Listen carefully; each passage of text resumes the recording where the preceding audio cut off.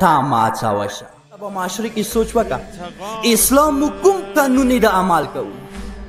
ایمو اسلام صرف اندک ته راغلی دی. فرض کا معاشره کې واده ارواحه واده خو هر سړی ونه خبر وي واده ارواحو واده کې مو څومره مسلمان یو صرف 2 منټو ته ملا صاحب اروغړو زحمت ویر کو بیٹه کې کینو بیٹه کې کله کینو جلکې اړول وړکې اړول ملا صاحب ته چې ملا صاحب دغني مت د اسلام شاره تیر کا اسلام ساره ته چه ده انقحت و زوجتو صداغه ارواح خپل مانس کې ملاو شي نکاح ول ویلا صرف اندغه پوری مسلمان یو چې هغه ملا ته زحمت ویر کو ملا راولو نور ورسته واده ته سوچ وکړه واده کې مو ته هغه کارونه کوو چې هغه کې بیا د اسلام سره هیڅ تعلق نه لري شیعتوب سره تعلق نه لري لکه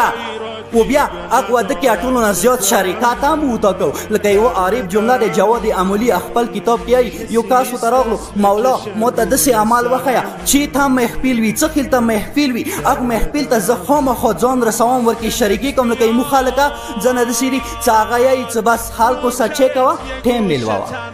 اندس یو کاسو تراغلو غاګي وته کو مولا زدا ارچوسا هغه پښتو کې خبره څه ټیم ملواو هر چوسا هر مجلس کې شریک خود سي نقصان متوخیا څه هغه کې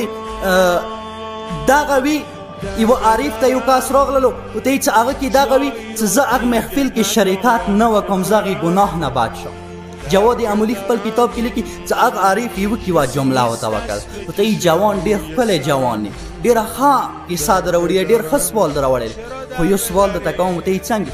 ته سوال دا تکوم کله کوم محفل ته کوم معاشري ته کومې جامې ته څه کله ورڅي کنه اول سترګې ورکې غړوه چې آیا دغه محفل کې امام شریکت کولی شي که نه شي کولی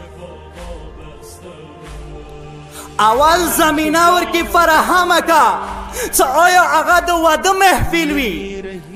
آیا هغه یوه جمع وي آیا هغه د مرګلو محفل وي کوم یو محفل ویلی نه وي هغه عارف هغه جوان ته یې څه پام ورکړي وکړه چې دغه محفل کې امام که اوس ارنه وتلو آیا امام ورکې کېناستی شي که نه شي کېناستی که کله تا ته یقین شولو چې دغه محفل کې دغه واده کې دغې جامې کې دغه د مرګلو جمګتې کې امام شریکات کولی شي تا ورکې شریکات وکړه خو که کله پوه شولې چې دغه واده کې دغې جامې کې امام ته زمینه نه دی فراهمه کنه بیا هغه واده ته هغې جامې ته تا ماچوه شه